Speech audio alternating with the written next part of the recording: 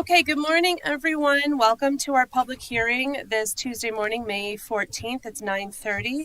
Can we start with a roll call, please? Commissioner Henry? Here. Commissioner Tedesco? Here.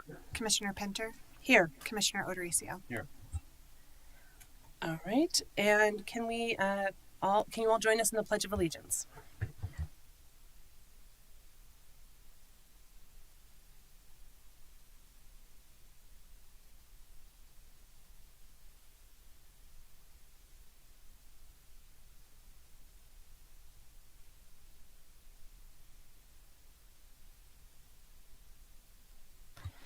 Do we have a motion this morning to approve the agenda? So moved. Okay, second.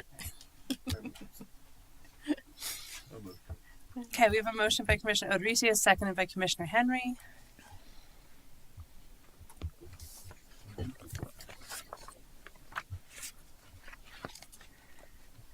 All right, that passes unanimously. We do have a few awards and presentations this morning. First, we'd like to begin by recognizing Matt Rivera, Director of Community Safety and Wellbeing, who was recently awarded the Trailblazer Award by the Colorado City and County Management Association, a state affiliate of the ICMA. The Trailblazer Award recognizes contributions towards building a more inclusive and diverse workforce in local government. Matt is going to share his remarks about the award in just a moment. Matt, are you here? There you are. Come on down so we can say nice things about you. But first, here's a little bit more about why he was selected to receive this award. Matt is described as being strongly committed to equity, inclusivity, focusing on community, people, and connection. He also played a key role in establishing Juntos Colorado in 2023 and spent more than 2 years on the Safe Alternatives to Segregation Advisory Council for the Rivera Institute of Justice. Matt is currently a member of the Board of Equity Committee for the National Criminal Justice Association and an active member of the GARA Network. Matt's peers describe him as having a strong background in organizational effectiveness, human resources, strategic planning, and executive leadership. He's a certified trainer and facilitator of personality and strength assessments, including Everything DISC and Core Strengths. Matt is also an avid philanthropist, and for the past 10 years, he has been the co-founder with his brother and principal advisor for the Team TO nonprofit fund that helps underprivileged youth gain access to sports by removing financial barriers. They did fail to mention your disloyal affiliation to New Mexican green chili, but we'll just let that slide at this moment. Congratulations, Matt Rivera.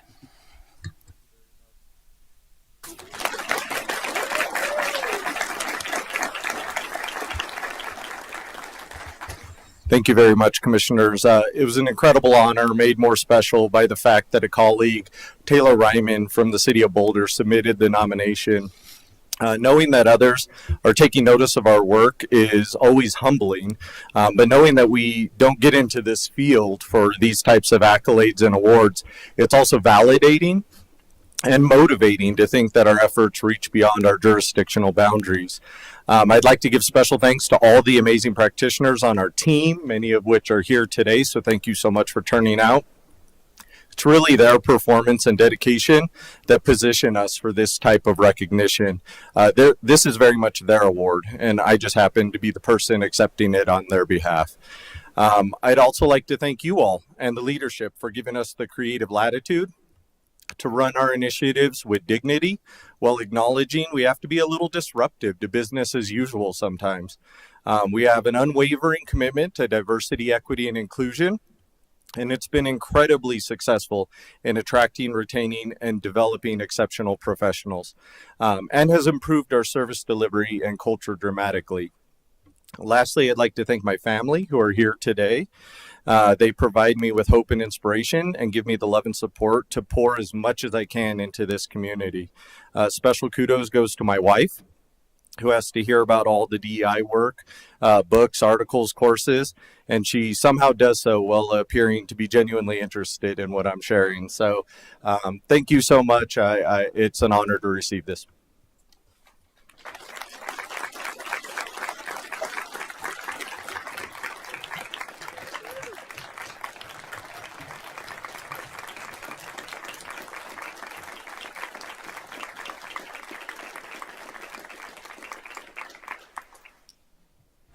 Congratulations, Matt, and thank you for your service and for spending your time, talent, and treasure with us here in Adams County. Please don't run away. We'll come down for a photo, but we do have a few proclamations this morning. So I'll read the others and then come and join you for a photo. Our first proclamation is about Mental Health Awareness Month. Your own personal mental health journey starts with a single moment when you decide that something must change. You ask for help. That's what Mental Health Awareness Month is all about, improving our well-being. Yet, despite recent strides, many still don't have access to high-quality, comprehensive treatment and care that they need. And the sobering statistic that 50% of all lifetime mental illnesses begin by age 14. It was a real honor yesterday to join with Arapahoe and one of our congressmen, Jason Crow, to dedicate, and Lieutenant Governor Rivera, a new Aurora mental health care facility that will be open for Adams County residents, and truly hear from all levels of government how important this is. And it's an honor to have this proclamation here for Adams County as well. Whereas Mental Health Awareness Month has been observed in May in the United States since 1949 and was first commemorated by the Mental Health America organization, this month is observed with media, local events, and film screenings. And whereas in the United States, approximately 46% of us will meet the criteria for a diagnosable mental health condition at some point in our life. That is nearly 1 in 5 Americans experiencing this in any given year. According to the Colorado Health Institute, more than 1 in 4 people in Colorado reported poor mental health in 2023. And whereas this year's theme for Mental Health Month is Where to Start, mental health in a changing world, it can be difficult to know where to start when the landscape is constantly changing. The goal is to educate yourself and others about mental health conditions and resources, changing the stigma by speaking out about mental health, seek help if you're struggling, support organizations that provide services and advocacy, and create safe space and supportive environments where mental health is openly spoken about, where everyone is included, and whereas Adams County has several community resources dedicated to improving the mental health of our residents. The Adams County Health Department specifically has a mental health promotion team committed to engaging with community partners to support mental health access and increase awareness and prevent suicide.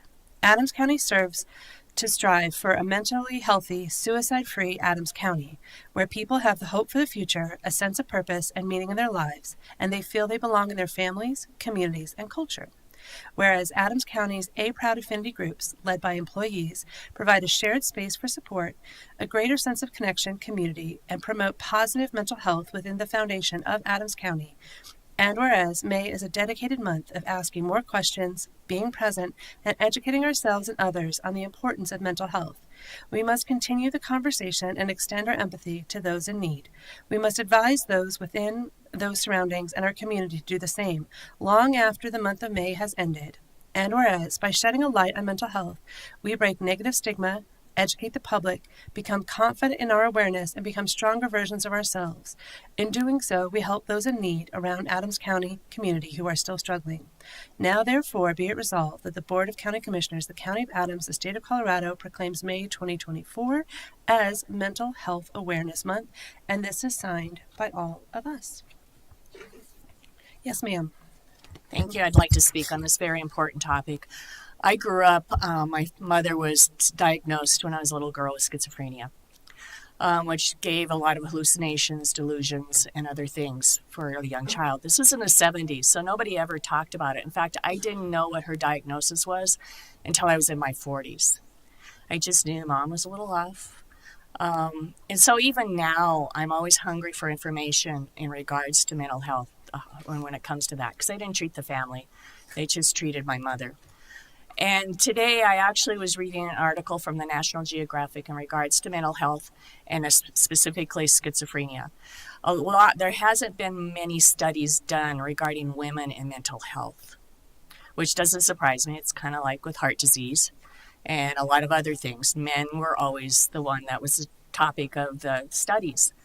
And what they have found slowly, there's a few small studies have shown that women don't show mental health in our proclamation right here. It said it shows it when you're 14, but women don't show signs of any serious mental health issues until they're midlife. So it's about their 30s or 40s is when they actually show it, which made it difficult to diagnose my mother because she didn't have it when she was 14 or when she was in her 20s. She was in her 30s, her late 30s is when she started having signs and symptoms of mental health issues. So we always shouldn't pocket our, this is what it is. We should always continue to educate ourselves on what mental health is and what it means to each individual, and especially, different sexes. And so, it was difficult. My brother committed suicide when he was 52. So mental health is really important to me and my family. And I urge anyone, if you know someone that seems a little down, a little depressed, talk to them. Ask them, how are you really doing today? Don't say how you doing. Just say, how are you really feeling today? Because it really means a lot to people to have someone actually ask them that. So please be aware of the people around you and especially yourself. Always do self-care. Thank you.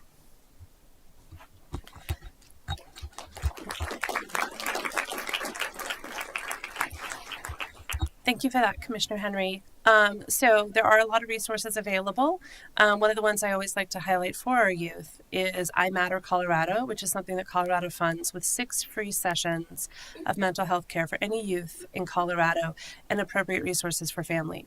If you are looking for additional resources and the map of what's available, our health department has done a masterful job working with a consultant to provide a map of the resources available in Adams County that's available on the Adams County Health Department website.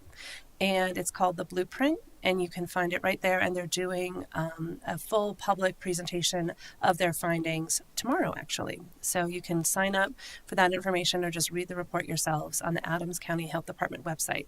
It's really powerful to have a health department that takes our healthcare so seriously. Commissioner Odorizio, I believe you have the next segment. Yes, thank you very much. In the month of May, we also take time to reflect and celebrate the important role that Asian Americans, Native Hawaiians, and Pacific Islanders have played in our shared history. Today, we celebrate the diversity and contributions of our AAPI community. This proclamation is our way of saying thank you and recognizing the immense impact they've had on our lives and society as a whole. I will read this proclamation. This proclamation is entitled Asian American and Pacific Islander Heritage Month, May 2024. Whereas Asian American and Pacific Islander Heritage Month seeks to honor and recognize the contributions of residents from Asia, India, and the Pacific Islands. And whereas Asian Americans and Pacific Islanders have a rich heritage thousands of years old. And whereas the month of May was chosen to commemorate the first Japanese immigration to the United States in May 1843, and to mark the anniversary of the completion of the Transcontinental Railroad on May 10, 1869, completed predominantly by Chinese immigrant workers. And whereas the theme for this year is advancing leaders through innovation, this theme pays homage to the visionaries and trailblazers who have shaped our history and continue to influence our collective future. AAPI leaders have made lasting contributions to our nation's economic prosperity, technological advancements, and social and political change through their ingenuity, creativity, while navigating significant cultural and systemic barriers. Whereas Asian American and Pacific Islanders make up approximately 4% of the Adams County population and are one of the fastest growing communities in Adams County. And whereas Judge Cindy Dang is recognized as the first female Vietnamese judge to serve in the 17th Judicial District in Adams County. And whereas Commissioner Lynn Baca is recognized as the first Latina Asian Pacific Islander to serve as an Adams County Commissioner. And whereas we acknowledge Asian American Pacific Islanders who have lived and worked in Adams County for many years, contributing to Adams County's economy, culture, education, politics, art, culture, science, and technological advancements, despite institutional, social, and systemic injustices designed to prevent and limit these achievements and contributions. Whereas through the 8 Proud AAPI Affinity Group, employees connect and celebrate the diverse cultures and professional backgrounds within our communities. And whereas Asian American Pacific Islander Heritage Month allows us to appreciate and celebrate the importance of inclusion and building a brighter future for all residents by recognizing the contributions and accomplishments of the Asian Americans and Pacific Islanders in our community. Now, therefore, be it resolved that the Board of County Commissioners of the County of Adams, the State of Colorado, proclaim May 2024 as Asian American Pacific Islander Heritage Month, and the proclamation is signed by all the commissioners. Thank you, Madam Chair. Thank you. And I believe Dennis Swain is here to provide comments as well. Mr. Swain, if you want to come down and join us, he is our Diversity, Equity, Inclusion Administrator. He's trying to get the title right. Thank you, Commissioners. I contemplated what I was going to say today, and then as I sat in this room this morning, I changed some of the stuff I wanted to say. So first, I want to say congratulations to Matt, and that the Asian community claims you today, particularly since you're an award-winning. But Matt has done incredible work here at the county. The other thing I would ask is and I have never done this before, but I would ask, in the audience, if anyone is Asian or Pacific Islander, can you stand for a minute? Can you all give them a round of applause, please?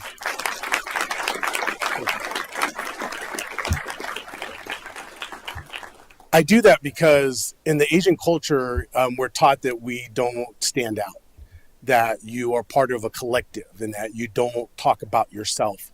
And oftentimes in our cultures, we don't get the opportunity nor to brag about ourselves or to talk about the things that we love or we have interest in, because you should be part of the community. And so I think it's impactful as I look through the room of how many Asian folks are actually sitting in the room. Because when I came here 7 years ago, we were at 1.3% at an employee rate. We've already doubled that, where our employee rate is equitable to the county population rate, which is what we strive for when we're serving our community. And we have many departments that support the Asian community, Pacific Islander community. And so I wanted to highlight the positive things that we do.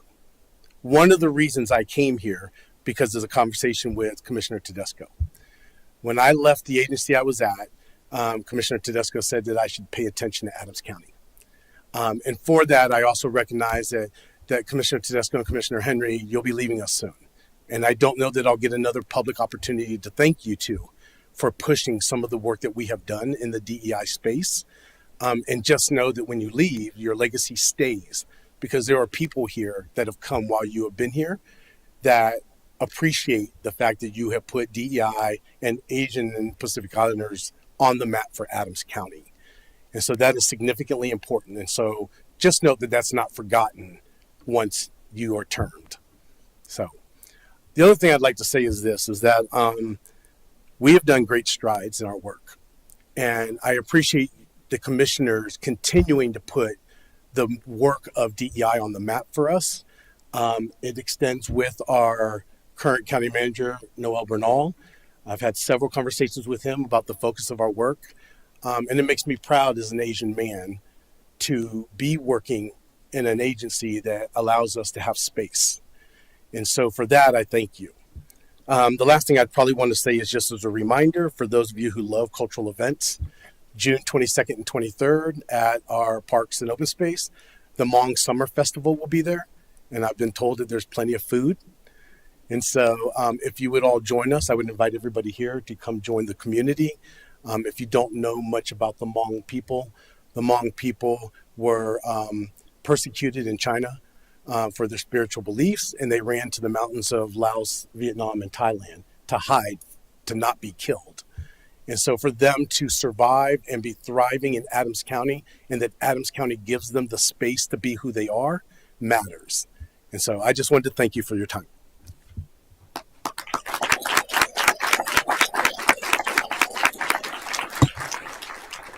Well, thank you so much for that. Can Matt and his family come down for a photo, and then Dennis will do an AAPI photo next.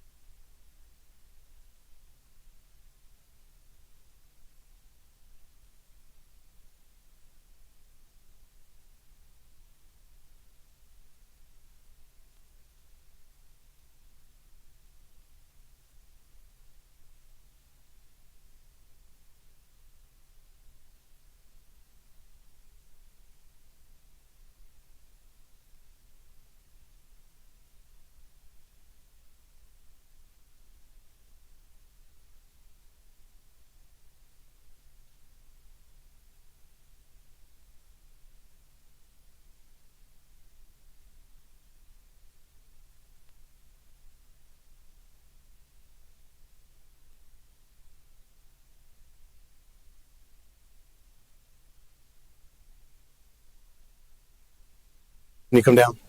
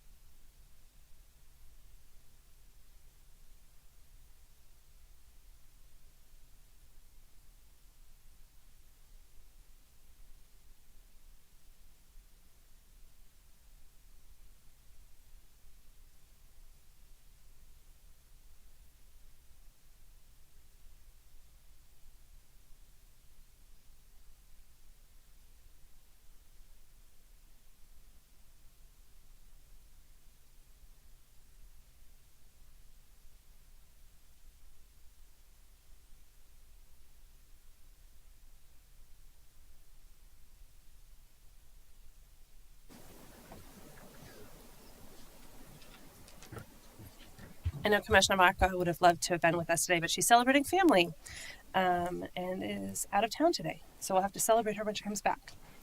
I believe that's all of our public awards and presentations.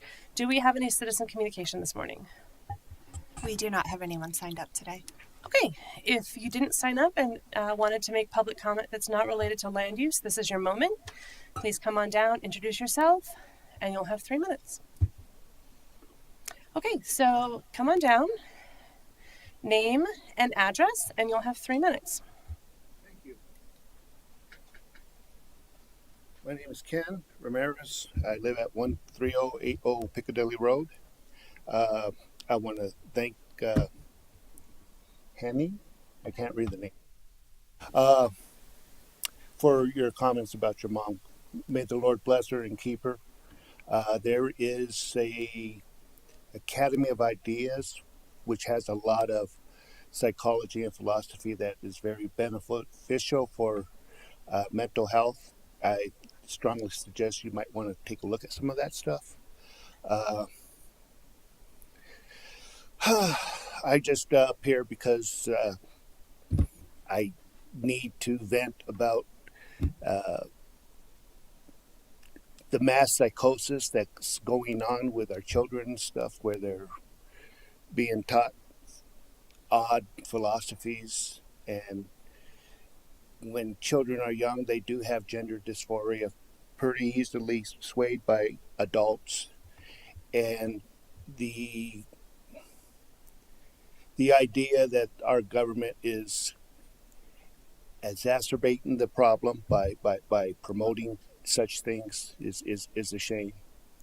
I just thank you very much for what you did, and thank you for your comments about your mom. That was very appreciated. Amen. Bye. Anyone else? All right.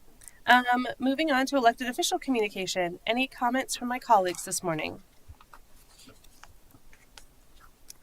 All right. And then we would have our consent calendar. Do we have a motion on the consent calendar? Madam Chair, I move to approve the consent calendar as presented. Second. Motion and a second. Passes unanimously. Okay. Our first order of new business has, I think, been a mission of our county manager since he joined us. And so it's really nice to see this item come before the commission as our first step. Good morning, Commissioners. Yes, we're pleased to welcome Google, who will walk, first, I think, introduce themselves, what their vision is for Adams County and the broader Denver area and across other states. But certainly they have some plans for us that we hope they can share in more detail sometime soon. The item is a resolution approving a right-of-way use agreement between Adams County and Google Fiber Colorado LLC for construction and maintenance of fiber-based communication within public right-of-way. And our staff who's coordinating this is Ian Cortez and actually Alicia too. So.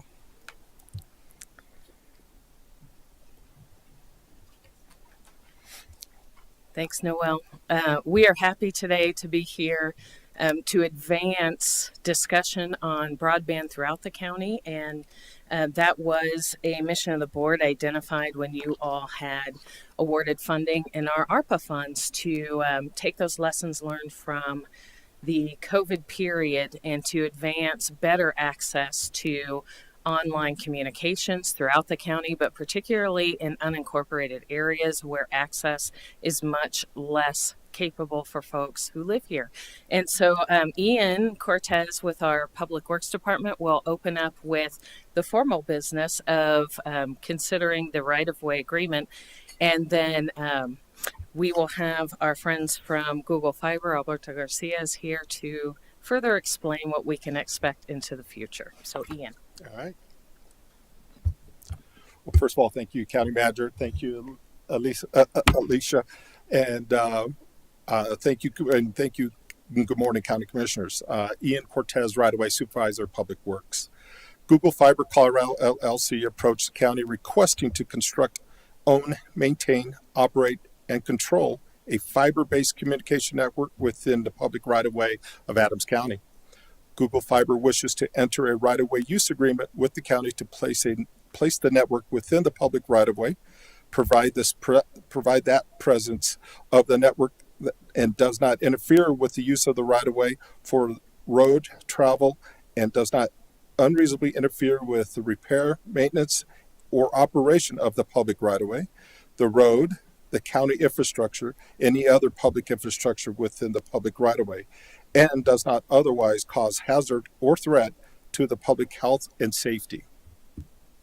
The Public Works Department, Community and Economic Development Department, and the County Attorney's Office work together with the Google Fiber to prepare the terms and conditions set forth in the right-of-way use agreement being presented to you today. Public Works recommends the approval of the right-of-way use agreement for construction and maintenance of the fiber-based communication within the public right-of-way. That's all. Thank you. Thank you. Any questions from my colleagues for staff? Yes, sir. Commissioner Tedesco. Thank you very much, but I do have some questions on this, and I apologize if I was not available during one of the study session meetings when we talked about this, but I've talked to other providers and asked them about what this means in Adams County, and the feedback that I'm getting is that we have made an exception for Google and waived a lot of the fees and what are normally standardized amounts that we charge everyone else. Are we waiving all of these fees and all of these permitting fees? It seems like there's a change in how we're dealing with Google rather than how we're dealing with everyone who operates within the same field. To answer the question directly, no, we are not waiving the fees. As a matter of fact, they are required to submit an application along with their plan set. They are being charged per the linear foot.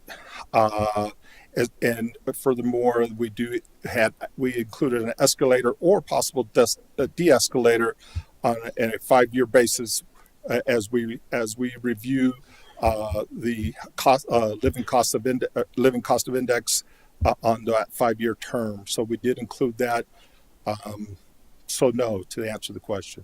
Okay, since we're being very direct and specific, I will ask 3.6 fees. The parties agree that the nature of this work is such that application of the county standard fee schedules would be unreasonably burdensome for both parties. Thus, the parties agree that company shall pay to the county a fee of 70 cents per linear foot plus $50 for each 1,000 linear foot per row permit applications. There is also a clause for no additional permitting fees. I'm asking whether that is correct or if that is not correct. What you read is correct, but I addressed the 70 cents a foot as you noted. So is this the same that we would charge any other operator in that same field? I'll be honest with you, I cannot answer that directly as I'm not within the Community and Economic Development Department who charges those fees. Yeah, so let me just be clear. I am not against having more fiber and more access to internet or anything else. What I am trying to clear up, though, is are we giving an unfair advantage to a certain group because we see the nice, shiny, sparkly object out there and not providing that same benefit to other providers that are in the area and have been in the area for a very long time? So that's the only reasoning behind my questioning. I want to make sure that Adams County is equitable and is providing at the same base for every other provider out there. I'm going to stand with my answer I just stated. Not in that department, sir. Okay. Yeah, I see staff whispering and finding each other. Yeah, commissioners, we're trying to Yep. get the right folks to answer that specific question. Mr. Brian Staley. Hi. So it is an important question, and we want to make sure that we're being equitable. That's been the watchword in Public Works, regardless of the name behind the developer operating within the county, that we are treating them fairly and the same we would treat anyone else. This is an unprecedented network of infrastructure being installed and a new approach for us. So with consultation from our legal team, Doug Edelstein was able to advise us on the most appropriate fee structure for network scale of this nature. I believe that we're basing this on similar communities around the country that have fiber networks and gig connections, but I can't speak to that specifically. But it is important to us to present to you a fair and equitable fee structure for all families and businesses operating within the county. I appreciate that, and I appreciate you trying to answer the question, but I don't believe that answers my question on this. I think that there's some ongoing conversations that would need to be had around this, specifically around how we're justifying and structuring that fee on the versus basis, right? I understand that this is unprecedented or maybe something that we haven't seen in the past, but this is also our community, and we have other players that are in this community that are going to view this as a singularity and not applied to the whole. And that's what I'm concerned about. If we're going to change the structure and we're going to apply it to the whole, then I think we need to have that conversation. But I don't know that doing a one-off is the right way to approach this. Very good. Thank you, Mr. Staley. Any further questions at this time, Commissioner Tedesco? No. Okay. I know staff is continuing to consider your questions. Did I hear correctly that Google is also making a presentation this morning? Yes, come on down, introduce yourself, and tell us more about this particular technology and why it's important for Adams Absolutely. County. Sure. Good morning. Alberto Garcia, Government and Community Affairs Manager at Google Fiber. We appreciate the opportunity to come this morning and to present and tell you a little bit about our product, tell you about our vision for Adams County, and to the best of our knowledge, try to answer your questions, Mr. Tedesco, as we go through it. But let me just give an overview about what we're here for today. This is Google Fiber. Adams County will become the first county in Colorado today to, if this goes forward, to allow Google Fiber service for your residents in the county. I mean, that's a big deal. We are really, really excited that this is going to happen in Adams County, and that's a real testament to your staff, to the city manager, to the Board of Commissioners who really pushed this to go forward.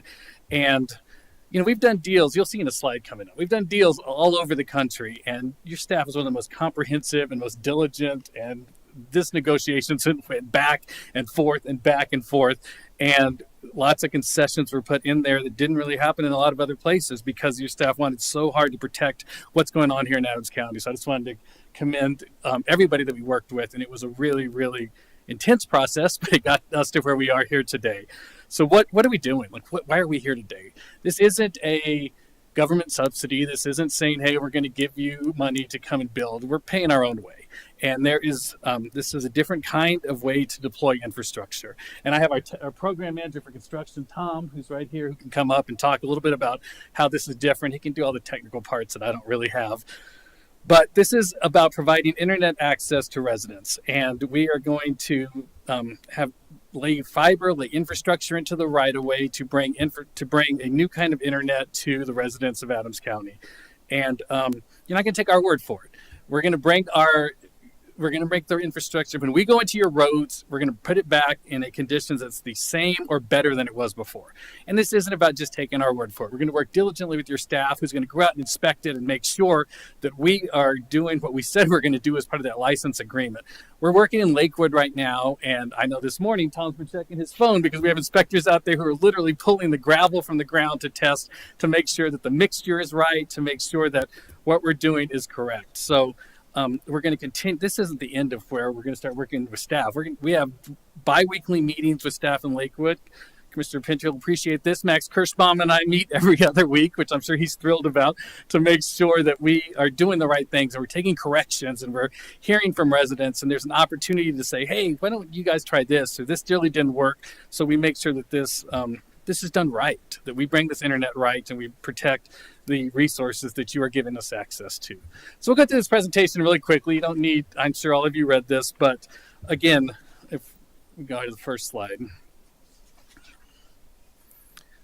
So like our mission, it's to help communities get access to internet that's fast, reliable, and fairly priced. And whether that's through us or whether that's through incumbents that are already here, by us coming into a community, it just helps, the competition helps everyone. It helps everyone to get better internet service. I myself have been with the same internet provider for 20 years in Westminster. I got a note on Monday that they are upgrading my service for free. And I think that there is no doubt that's because Google Fiber is about to launch service in Westminster later this year. It makes everybody better, whether it's us, whether it's the competitors who are there. It just gives more competition and gives more pricing, more price options to residents where markets that we're in. The next slide. You don't have to take our word for it. We have all sorts of different studies, all sorts of different places that show about the internet service that you're going to get, the customer satisfaction you're going to get. We have all of the different resources that we can go to. Next slide to tell you about that. So what are we offering? We're offering $70 for 1 gigabyte. I mean, that's fast. That's fast. If you have kids that are playing games, that's going to make their games a little bit quicker. And we have $70. That's been the price since we went to Kansas City in 2012. That price doesn't change. And we go up from there, from the 2 to 5. And we have even an 8 gig product for only $150 that we offer to residents. And the reason we do that is because of this fiber and because of the technology that we're able to put in the infrastructure and bring directly to people's homes. You go to the next one. And, this is a lot of just, you don't need the sales pitch. I'm not trying to sign you up as customers today, but we are doing this in a little bit different way in which, there's no monthly contracts. There's no data caps. There are 24/7 customer support. You're not going to have to push in like 18 numbers to eventually not even get anybody on the phone and get hung up on. You're going to have somebody who answers the phone, who answers it when you call. I'll leave the slide on its own. And we have a small business product. We have a whole team that's dedicated to small businesses that's going to go out, that's going to try to work, find the most affordable, find the best products that is there for small businesses within the community. Next one. And like I said, just by us being in a market, it just makes everybody better. Whether people come with us, whether people come with other services, by having the competition. And when certain incumbents have kind of just had markets to their own for a long time, and you bring other people in, it says, hey, everybody gets better, and that's good for the residents of the community. Where do we operate? We're in 19 cities. We're in 19 states. We're at over 100 cities. We continue to grow fast. As you can see, we have an expansion team that does nothing but goes out and identifies certain targets. And well, fortunately for us, Colorado is one of those targets. As we're right now in Westminster, we're in Lakewood, we're in Wheat Ridge, we're in Golden, we're in advanced negotiations with a whole bunch of other cities. And hopefully we can add Adams County to this list as the first county in Colorado that's going to get this new kind of internet service for their residents. And now this is the part that really excites me. It all excites me. I don't mean to say that. This is the part that excites me even more, which is I'm the government and community affairs. It's the community affairs part of that role. We want to be good corporate partners with every community that we're in. And that means that we go out and we support organizations, we support community groups that are in digital literacy programs, that are STEM education programs, but other groups that are just doing amazing things in the community. And I know I've talked to a few of you already to get some suggestions. I'm happy to talk to every single one of you to say, hey, here's some groups that we think are doing some good things. Here's some groups that we think might need some help. And we are happy to go out there and to support those groups and to make sure that we are good community partners for Adams County. You know, I do live 3 blocks away. I am in Jefferson County, but I think I know the county pretty well. I am here. I am part of this community, and I have been tasked as one of my jobs to make sure that if we sign Adams County, that we are good partners within this community and we go and help the markets that are there. And then we have the community connection programs where we work with your staff as different facilities come online, whether it's libraries, whether it's community centers, whether it's other city facilities, that we talk to the staff and we work and we say, hey, how can we get this service to them? How can we assist and provide to make sure that you're connected and have the connectivity to those regions? We have the construction. It's a different kind of construction. And Tom, I don't know if you want to come up and just talk a little bit about how we deploy and that part. If you want to introduce yourself too. Of course. Good morning, Commissioners. My name is Tom Polich, Program Manager of Construction, 4G Fiber in the state of Colorado. So the picture we have here on the left and the right is a microtrencher. And really, it's a very effective and efficient machine in that it deploys with a low profile. So number one, reduce an impact to residents. It moves at a pace that is great in terms of, when comparing to traditional methods and deployments, this moves at a pace of about 2,000 feet per day per crew. So what that means in relative terms is that about 2 to 3 city blocks can be completed in a given day. And what we like to think is that when residents go out and grab their paper, head off to work, they see us prepping, setting up, and when they return, we're essentially demobilized, and what you'll see is cones and some curing backfill.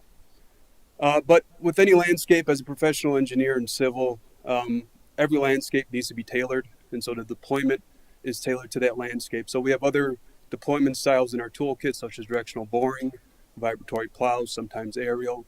And really, this is the most predominant style, but not the only tool that we use.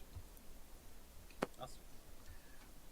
Thank you, Tom. And if there's any more technical questions on that, Tom, stick around to answer those. But I think we can go towards the end of that.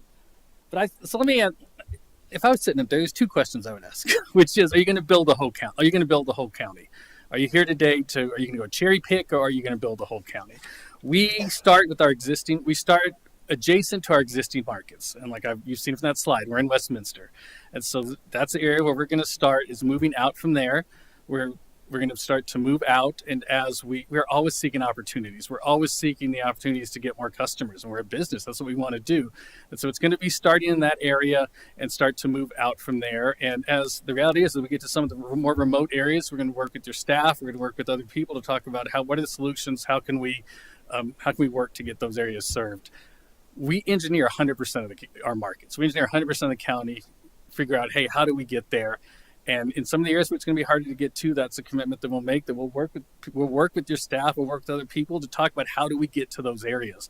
But in just disclosure, we are going to start in the areas that are adjacent to our current markets, and we're going to start, and then we're going to move out from there. We're density, as Tom talked about. We are density based. The areas that are the homes are close together. It's easy to get as many as you can going through a block. And so that's where we're going to hit in those areas that are down there adjacent to Westminster.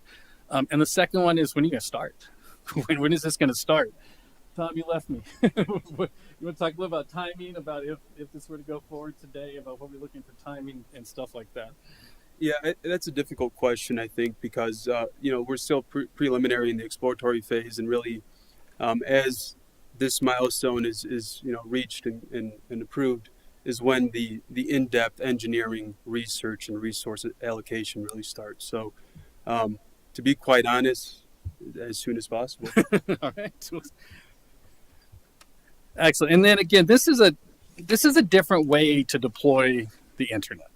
This is a different way that required new models, that required new ways to look at it. And there's some cities that are like, oh, we don't want to do this. We don't want to look at this. Is a new way to do it. Not here.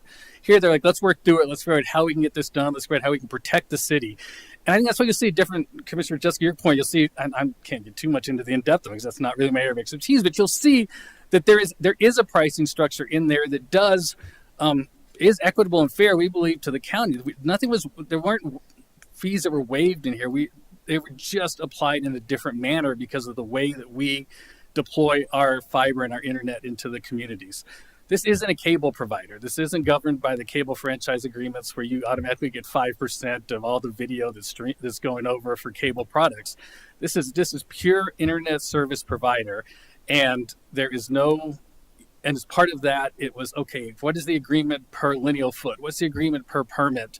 And this is in line with other communities and what other providers give in other communities.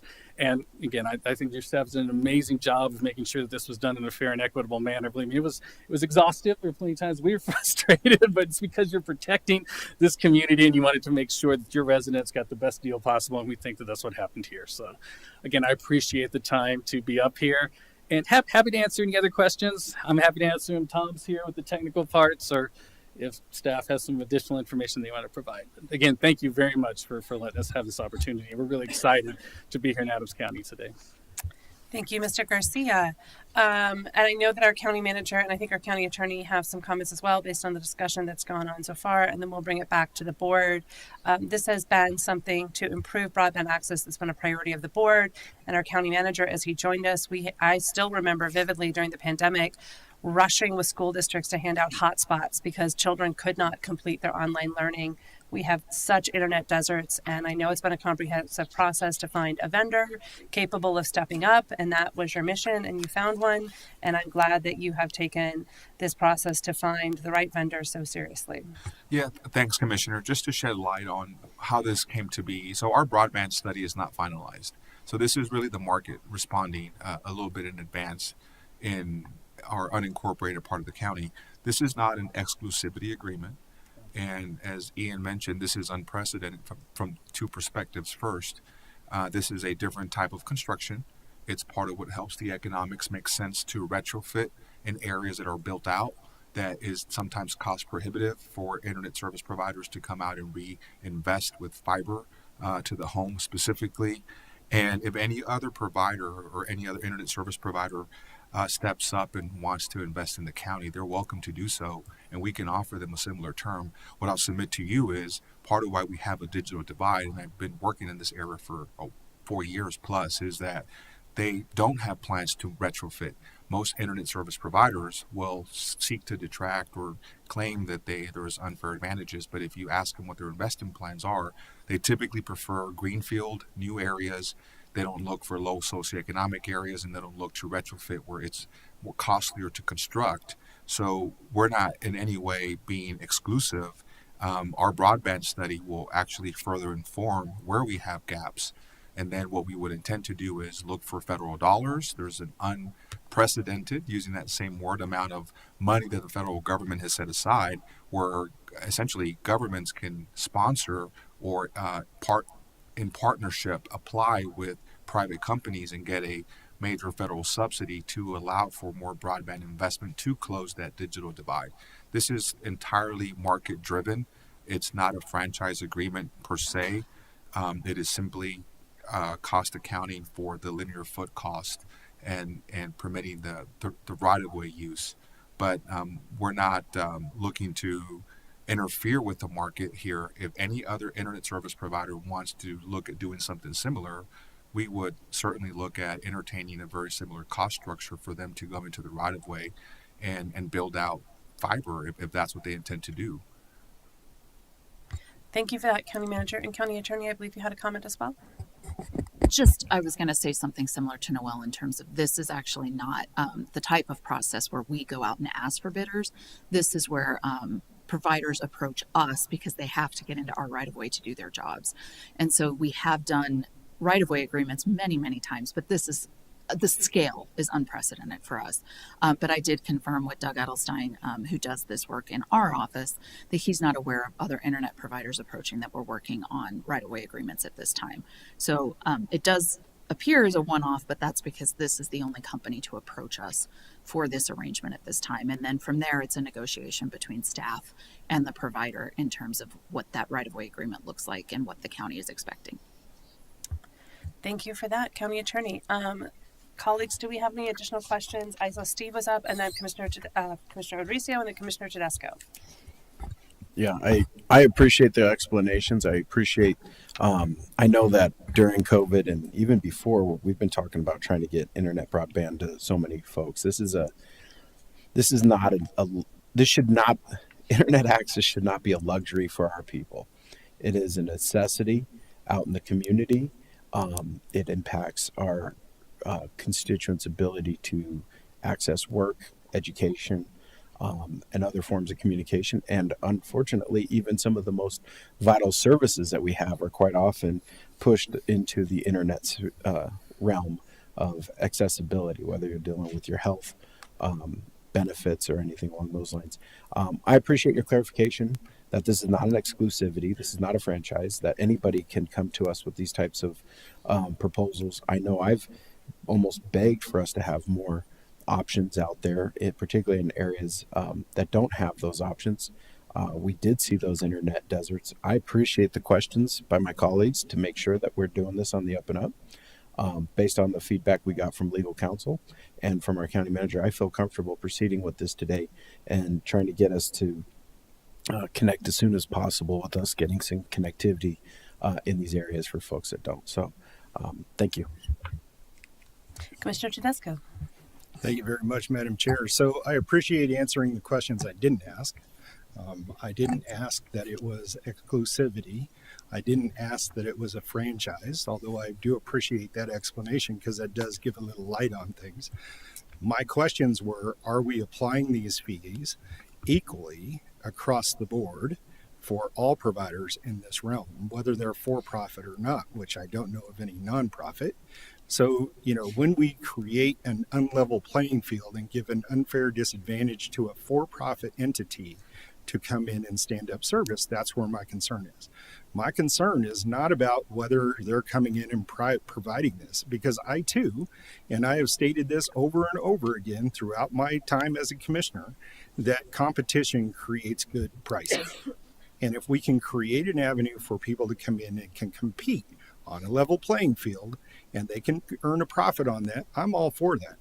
And what I do appreciate, though, is that somewhere in that long explanation of things that I didn't ask, there was a determination that the attorney gave that we are applying these to all entities that would come in to apply for this. But also what our county manager said is that we would consider that for just about anybody that came in. So those are the answers that I was looking for. The franchise and exclusivity, whoever asked that, I hope that answered their question, but that was not me, although I do appreciate that. I'm all for competition and bringing this in. We have dead zones in just about every area of Adams County, and we have developmental problems in our county through economic development because of that. And if this is another way we can provide a service that enhances our ability to grow and grow responsibly in Adams County, then I'm for that. If this creates an equitable competition between providers, I'm okay with that.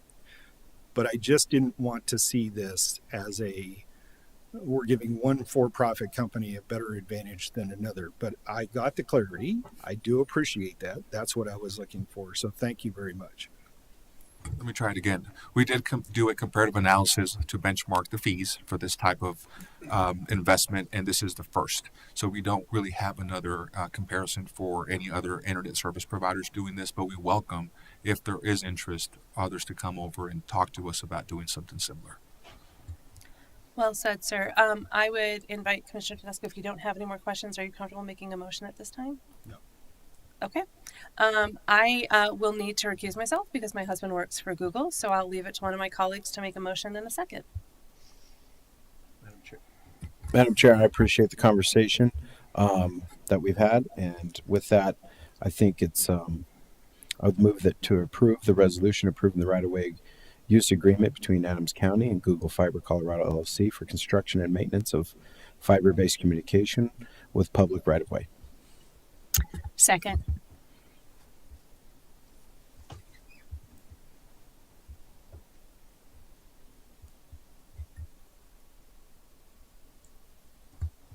All right, Thank you. That passes with a favorable vote from everyone who is eligible to vote. Thank you, Mr. Garcia. Thank you very much. We appreciate it. Thank you to the staff team who worked on this. It was obviously cross-jurisdictional. So thank you to every department who put in their time and energy, and hopefully this will remove some of those dead zones that we're all so worried about. I believe that concludes our new business. Is there anything else on the agenda that I've missed, County Manager? County Attorney? Commissioners, I would ask that we go Okay. into executive session today if time allows, pursuant to Colorado Revised Statute 246402-4B for the purpose of receiving legal advice regarding road construction projects. Madam Chair, move to approve. Second. Okay, moved and seconded. All in favor? That passes unanimously as well. Anything else, County Attorney? No, thank you. All right, we do have 2 land use matters. Let's take a 5-minute recess and have staff set up for those, and we'll begin with land use.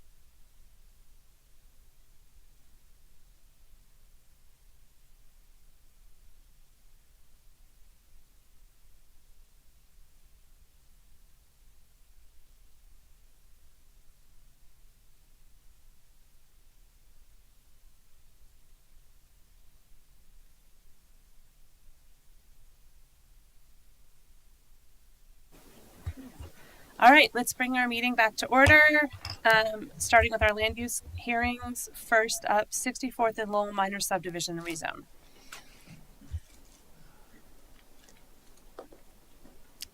Good morning, Commissioners. My name is Cody Spade. I'm a planner with the Community and Economic Development Department.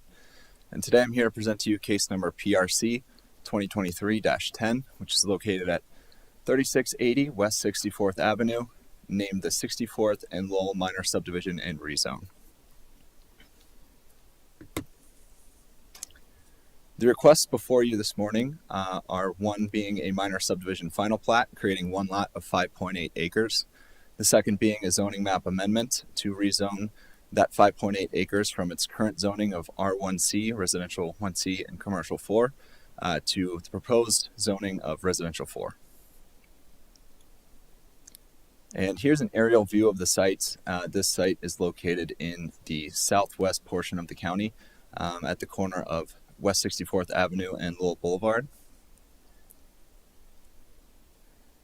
And here's a bit closer view of the site. As you can see, there was a single family home on the site that has since been demolished. It is made up of 2 parcels. And although it does sit on the corner of West 64th and Lowell Boulevard, there is 2 parcels of land adjacent to Lowell Boulevard that are owned by the county. That is the Hidden Lake Drainage Way, and also contains the Lowell Boulevard Trail. The current zoning for this site is split between residential 1C and commercial 4. The surrounding zoning to the south is an A1 lot that currently works as a nursery, a PUD single family home subdivision to the west. To the north, it is a mix of single family zoning, including R1A, R1C, and a PUD duplex development. And then across Lowell Boulevard is R12 or R2 lots that are used for single family homes as well. And the future land use for this site is mixed use, which it also abuts mixed use properties to the south. It is mostly surrounded by residential medium, with the exception of a residential high future land use across the intersection of Lowell and 64th. And when looking at the criteria for approval for a minor subdivision, it should be found that it is consistent with the approved sketch plan. It conforms with the subdivision design standards, has sufficient water and sewage supply, no soil or topographical conditions presenting hazards or requiring special precautions, adequate drainage improvements, as well as public facilities or infrastructure. It's consistent with the comprehensive plan, with the purposes of the development standards. It conforms to the zone district density allowances and is compatible with the surrounding area. And the criteria when looking at a rezoning is that it's consistent with the comprehensive plan, consistent with the development standards, complies to the development standards, and is harmonious and compatible to the surrounding area. This is the conceptual site plan that the applicant has provided for this site. They are proposing 192 units on a 5.8 acre lot for a total of 33 dwelling units per acre. This does meet both the minimum and maximum dwelling units per acre for the R4 district. And the final plat that was submitted by the applicant. And then in addition to the density allowances, there are some additional R4 zone district dimensional standards, including the lot size. The minimum lot size for the R4 district would be 2 acres. This proposed development would be 5.8 acres and a minimum lot width of 200 feet, with the subject property having a lot width of 570 feet. And here are some photos of site conditions along West 64th Avenue. The photo to your left looking east along West 64th, and the photo to the right looking west. And some additional site conditions looking at the site from West 64th Avenue to the southeast on the left and to the southwest on the right. As you can see, that single family home that was on the property. During the referral period for this case, we did notify property owners and occupants within 750 feet for a total of 302 notifications sent. We did have 3 public comments. All were in opposition, and they noted the changing character to the neighborhood, the decrease in property values, and perceived the increase in traffic negatively. We did also reach out to referral agencies, none of which have outstanding concerns, but the following referral agencies did respond without concern.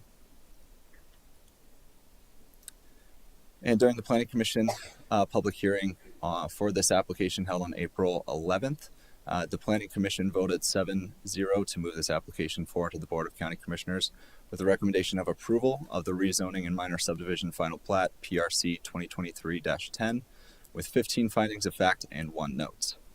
The findings of fact are as follows.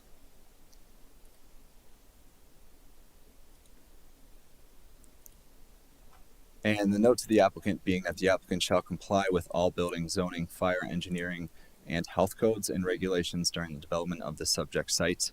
And that concludes my presentation. I'm available for any questions. Thank you. Thank you, sir. Colleagues, do we have any questions for staff on this presentation so far? Seeing no questions, is the applicant here? Please come on down and introduce yourself. If you have a presentation, this is your moment.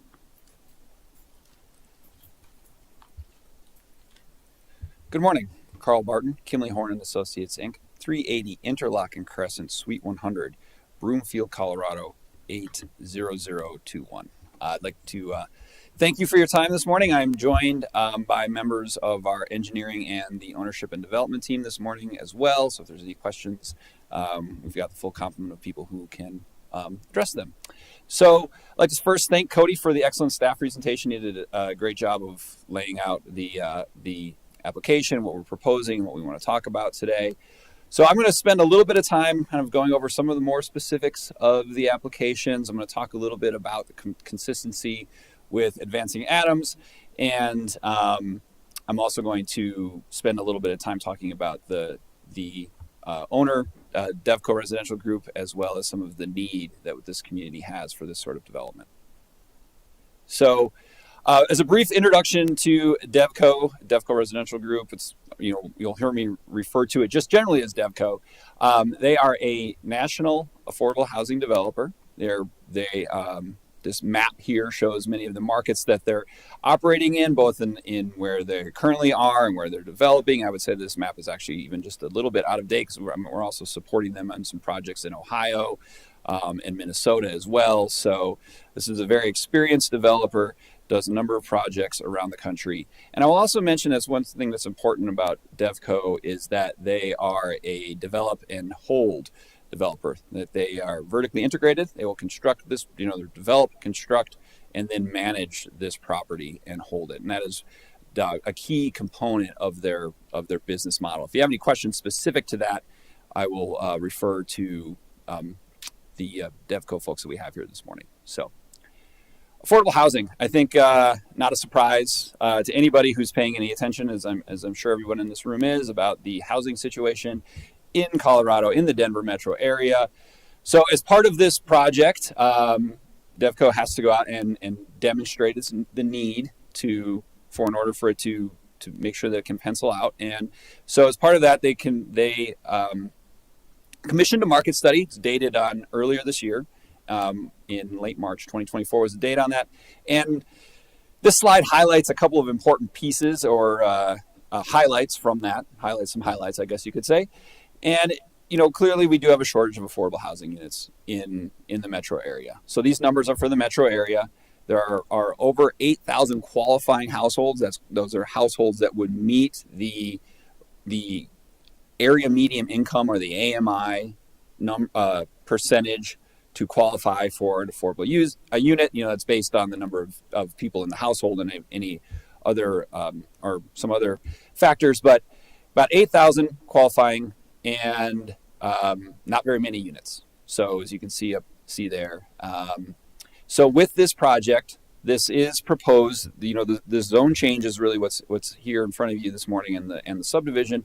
But this project the zone change is in support of a deed restricted affordable multifamily development. So we've got some information here about what they expect the project rent's going to be. So the key point here, of course, is that there's a need for this sort of development in Adams County.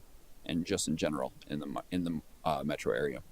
So from that need coming into the site itself, so it's about 5.8 acres, currently has the 2 zone districts, and the proposal is for 192 deed restricted multifamily units.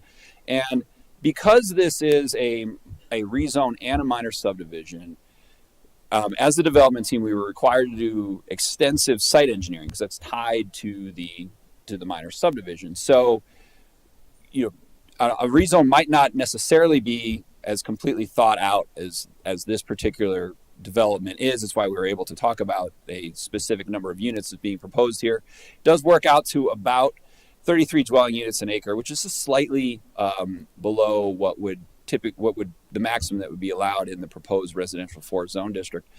And that's really a function of the site. I mean, the site has been heavily vetted, as I mentioned, because it's gone through the engineering process. The county engineering staff has heavily vetted this and would not be here in front of you today unless that had occurred and the site was ready to move forward from an engineering and design perspective. Do want to highlight a couple of things about the broader vicinity for the site. So the site here is highlighted in red. It's on the southwest corner of West 64th and Lowell Boulevard. We've got some things to highlight just to the north of there's Westminster Station. To the south, we've got Clear Creek Valley Park. The closest school is just to the west is Tennyson Knowles Prep Academy there on 64th. And I do one of the things I think is really cool about this site and shows the forward thinkingness of the county is that this site really is designed to take advantage of a really key piece of infrastructure, and that's the Lowell Boulevard Trail, which runs north-south along Lowell Boulevard, connecting the Westminster Station and the Clear Creek Valley Park. So it's really it's quite a great location for this sort of development. Not only is it on the corner of 2 arterial streets, but it's also directly connected to some multimodal infrastructure. So with that, this is the site plan. As I mentioned, we are looking at 4 buildings, 4 residential buildings. This building here, I'm saying it's a blueprint of County Fire to vet that location, vet the number of units that are allowed to access the site from a single location. Again, this is sort of how we got to the point of this is the number of units that can be placed on the site. We're not requesting any variances or variations related to open space or parking provision or anything like that. And we are also, solar is also a big piece of this site.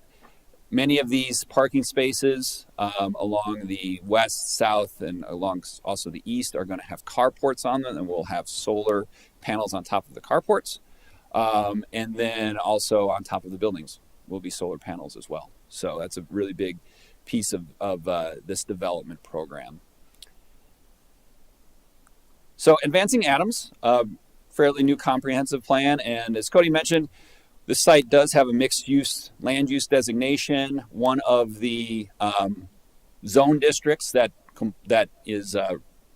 complies with that or conforms to that is the R4, which is what we're here for proposing today. So from a land use pattern or land use map, future land use designation perspective, certainly very consistent with Advancing Adams.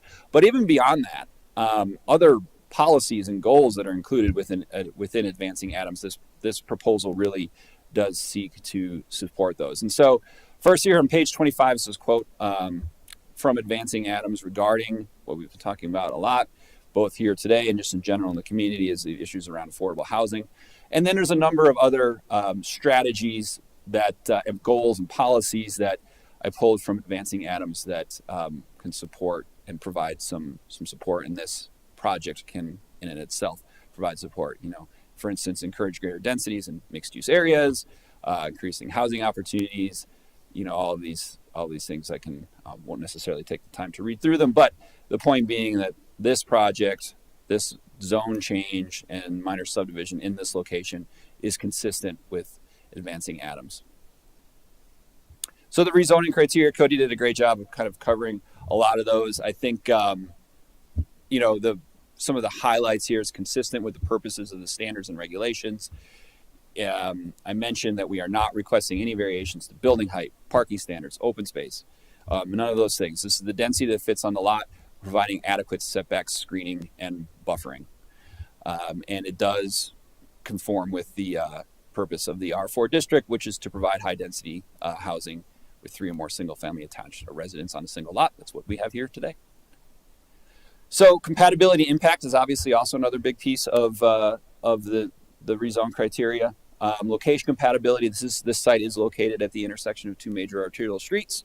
It's surrounded by other residential development. It really is an appropriate place for this sort of development. Sufficient safe roadway capacity.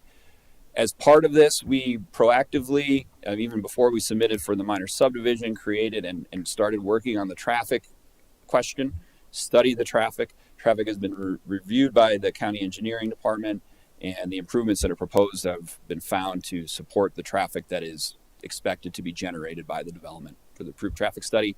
Sufficient water and sewer. Also, very early in the process, we began working with Crestview Water and Sanitation District. We've been working very closely with them throughout. There are some offsite improvements that are required, but those are being addressed through that process and by them. And then sufficient life safety, of course, also working closely with Adams County Fire and Rescue. They vetted the access, they vetted the fire lanes around the buildings, all of those different things that are a part of this. Minor subdivision as well is really the goal. As Cody mentioned, the goal is really to combine the 2 lots that are currently there into 1 lot that we can develop. It does meet all the standards. There are adequate services, and it is, as I've described, we believe it to be compatible. One last thing on advancing Adams, while I'm talking about the minor subdivision, is I want to talk a little bit about this 20-minute city. And this is from Advancing Adams, of course, and there's some criteria for this, for a 20-minute city. Showed you on the vicinity map. Remember, we had all the transit nearby, the path, the schools, the parks, those sorts of things.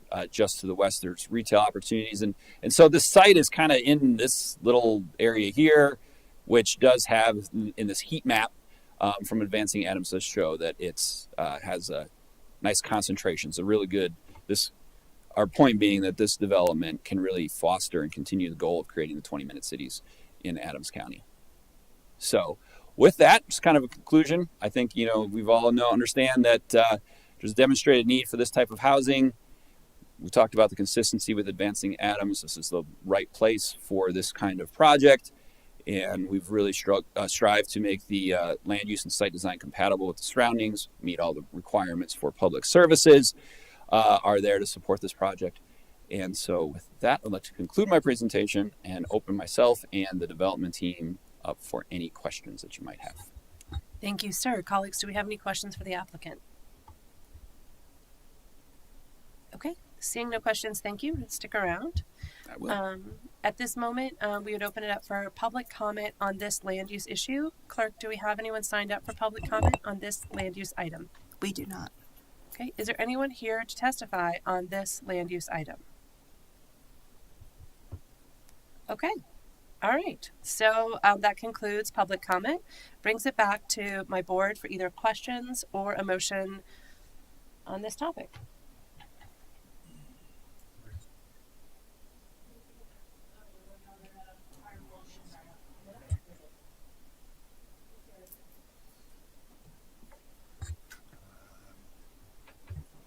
Madam Chair, I move for the approval of rezoning a minor subdivision final plat, or PRC 2023-10, with 15 findings of fact and 1 note.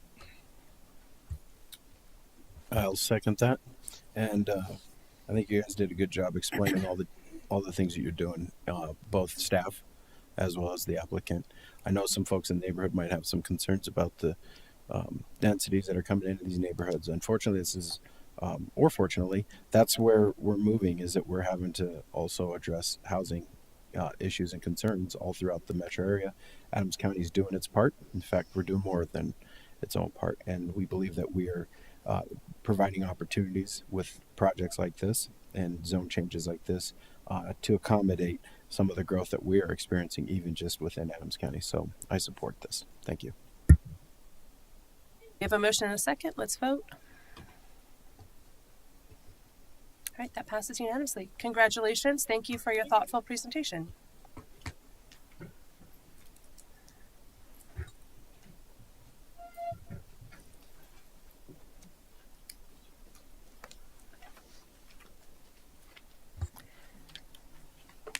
Next up, we have Tapia-Converse Comprehensive Plan Agreement.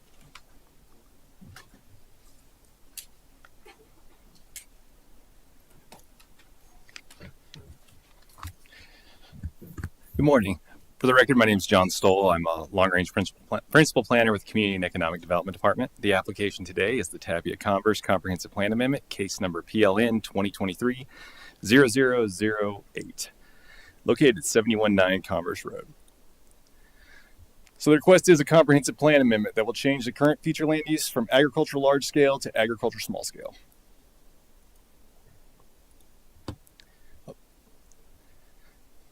Apologize for that.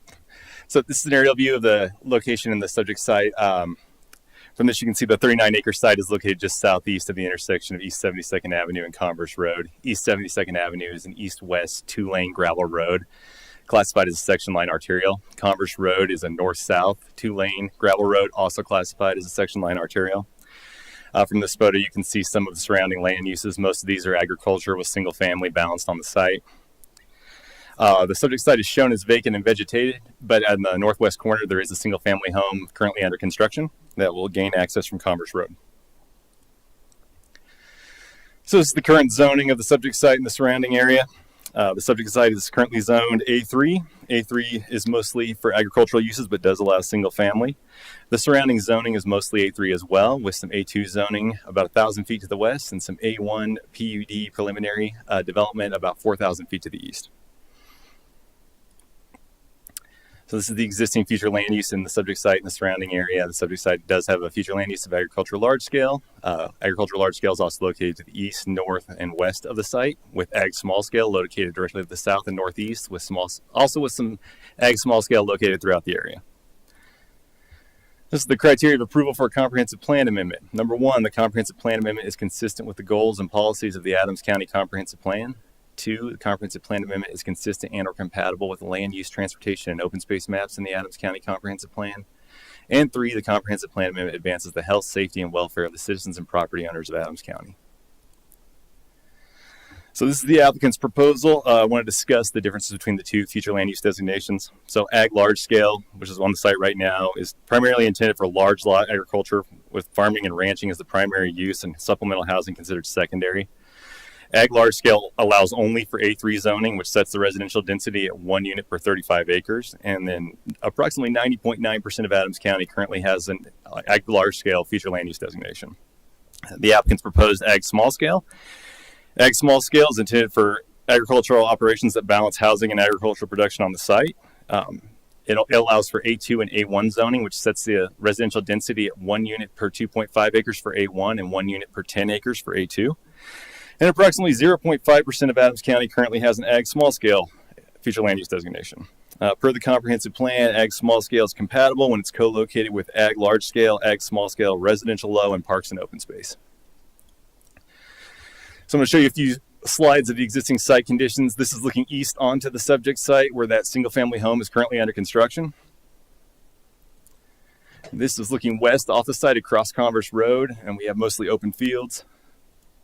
This is the southern view along Converse Road. Way off in the distance, you can see a single-family home with with some agricultural support structures. And this is looking north where you can see the intersection with East 72nd Avenue and Converse Road. There's a single-family home located directly across the street with some ag support structures, and then another single-family home with some more ag support further off in the distance.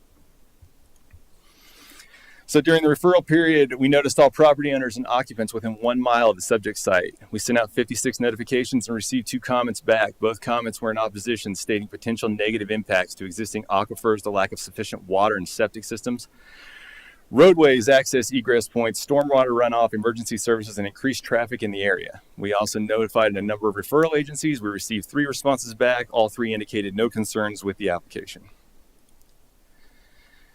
So on April 25th, the Planning Commission held a public hearing on this application. They approved the comprehensive plan amendment unanimously with 3 findings of fact and 1 note to the applicant. There were some questions about open space maps and the site's agricultural use. No members of the public were in attendance to speak on this application. So with that, staff recommends ratification of the subject request PLN 2023-0008 with 3 findings of fact and 1 note to the applicant. So these are our recommended findings of fact. And this is our recommended note to the applicant. That concludes my presentation. I'm available for questions. Thank you, sir. Colleagues, do you have any questions for staff? Okay, seeing no questions for staff, applicant, if you could come on down, introduce yourself. If you have a presentation, this would be your moment.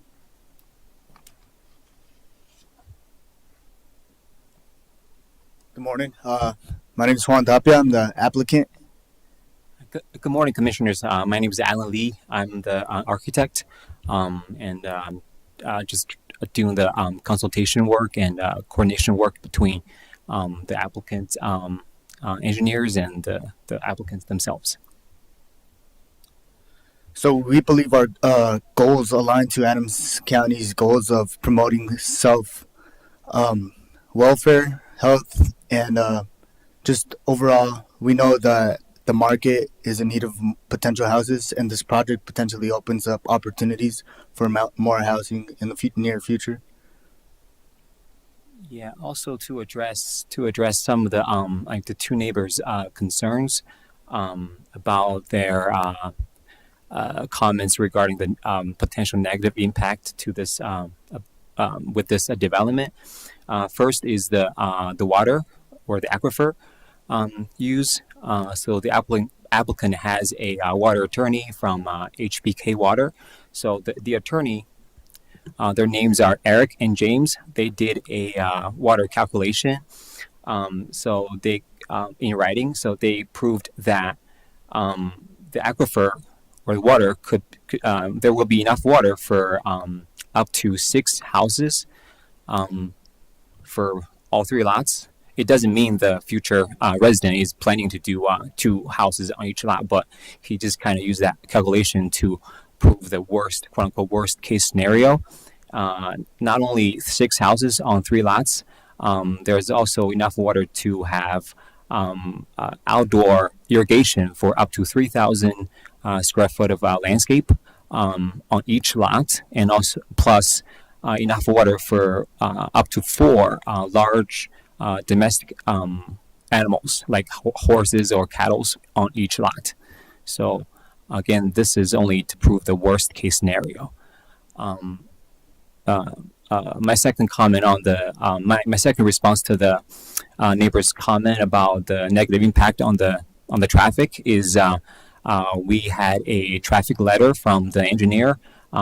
In conclusion, they said there's no negative impact with this development.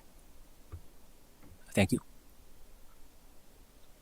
All right, thank you both. Colleagues, any questions for the applicant? Okay, thank you for your time. Don't go anywhere. Your portion is concluded unless you have more materials. No. Okay, thank you. Clerk, do we have anyone from the public signed up? We do not. Okay. Is there anyone from the public who's here to speak on this matter who did not sign up? Okay, that closes public comment. Colleagues, do we have any additional questions or comments before we make a motion? Commissioner Tedesco. I just had one additional question for staff. I'm curious as to the reason you worded it this way. The applicant shall comply with all building, zoning, fire, engineering, and health codes and regulations during the development of the subject site. Does that mean that they don't have to comply with any of that after the development? I know it's a ridiculous question, but I'm just curious. Commissioner, I apologize for that. Yeah, I think that's a pretty standard comment that we put on most things, and this being one of my first applications, I kind of just followed the lead on that. But I think we'd hold them accountable no matter what, to all building codes that are applicable. Just as a criticism, I think that might be something you change in the future to be more general.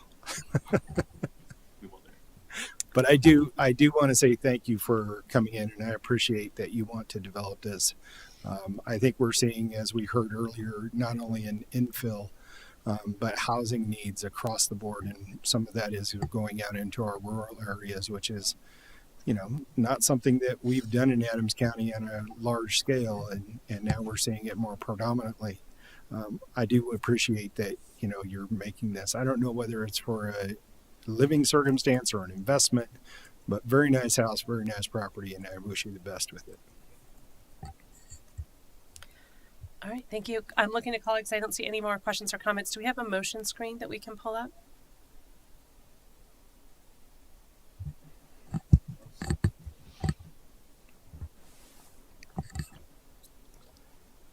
It's still waiting. Oh, okay. I can see it on my end, but we can do Okay. a roll call vote too. Madam Chair, I move that PLN 2023-8 Tapia-Converse Comprehensive Plan Amendment be approved as presented with 3 findings of fact and 1 note to the applicant. Second.